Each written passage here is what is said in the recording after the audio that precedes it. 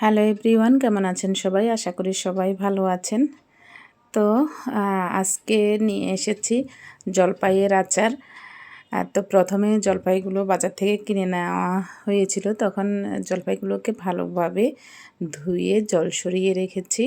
তো এখন জলপাইগুলোকে আচার বানানোর জন্য মোটামুটি প্রস্তুত করে ফেলেছি। তো সরিষার তেল দিয়েই এবার আচারটা করব। আমি খুব একটা আচারের বানাতে পারি না, তারপরেও চেষ্টা করে দেখছি।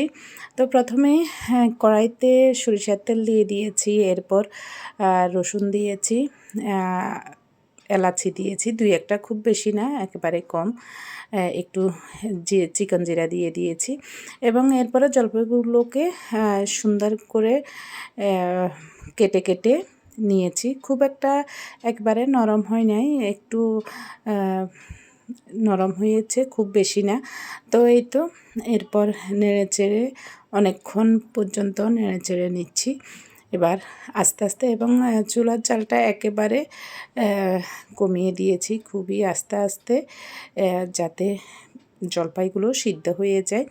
তো এরপরে লবণ দিয়ে দিয়েছি, হলুদ সামান্য পরিমাণে হলুদ দিয়েছি যাতে কালারটা একটু হলুদ হলুদ হয়, এবং এরপরে মরিচ দিয়েছি এবং নেড়েচেড়ে এরপরে একদম অল্প পরিমাণে চিনি দিয়েছি এবং চাচ্ছি যে আচারটা একটু যাতে টকটক থাকে।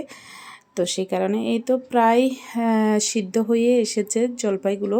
অনেকক্ষণ, প্রায় আধা ঘন্টা আমি আস্তে আস্তে একেবারে কম আছে সেগুলোকে সিদ্ধ করে নিচ্ছি, এবং পানি একটুকু ছোঁয়াইনি, কারণ পানি দিলে তেঁতুল বেশি, জলপাইয়ের আচারটা বেশি দিন থাকবে না।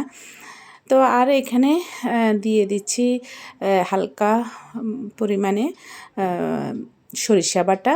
তো সরিষা বাটাটা একেবারে পরিমাণে কম দিয়েছি, কারণ সরিষা দিলে অনেকাংশে বেশি যদি পড়ে তখন তেতো হয়ে যায়। তো এরপরে দিয়ে দিচ্ছি শুকনো মরিচ। শুকনো মরিচগুলোকে খোলায় একটু টেলে নিয়েছি যাতে মচমচে হয়। তো এরপরে ভেঙে ভেঙে শুকনো মরিচগুলো দিয়ে দিচ্ছি এবং এরপরে দিয়ে দিচ্ছি ধনিয়া এবং জিরার গুঁড়া। তো এই তো সব কিছু কিন্তু দেওয়া কমপ্লিট হয়ে গিয়েছে এবং আচারটাও প্রায় তৈরি করা শেষের দিকে, এবং এই যে রসুনগুলোও কিন্তু সিদ্ধ হয়ে গিয়েছে এবং আচারের কালারটা কিন্তু এখন বেশ লাগছে। আর একটা চামচে করে এটা একটু দেখছি যে জলপাইগুলো সিদ্ধ হয়েছে কিনা, এবং জলপাইটাও সুন্দর সিদ্ধ হয়ে গিয়েছে এবং আমার আচার অলরেডি তৈরি করা ডান হয়েছে। তো এখন এই তো কাচের বয়মে আর একটু সরিষার তেল দিয়ে বয়মগুলোতে আচার রেখে দিয়েছি। তবে আমি কোনো সিরকা ব্যবহার করিনি, আমার কাছে মনে হয় যে সিরকা দিলে কেমন যেন মনে হয়, তবে সিরকা দিলে আচার নষ্ট হয় না। তাও চেষ্টা করছি, পরে হয়তো একটু দিয়ে দিব। তো ধন্যবাদ সবাইকে ভিডিওটি দেখার জন্য, এবং আমার জলপাইয়ের আচারটা কেমন হয়েছে অবশ্যই জানাবেন। ধন্যবাদ সবাইকে।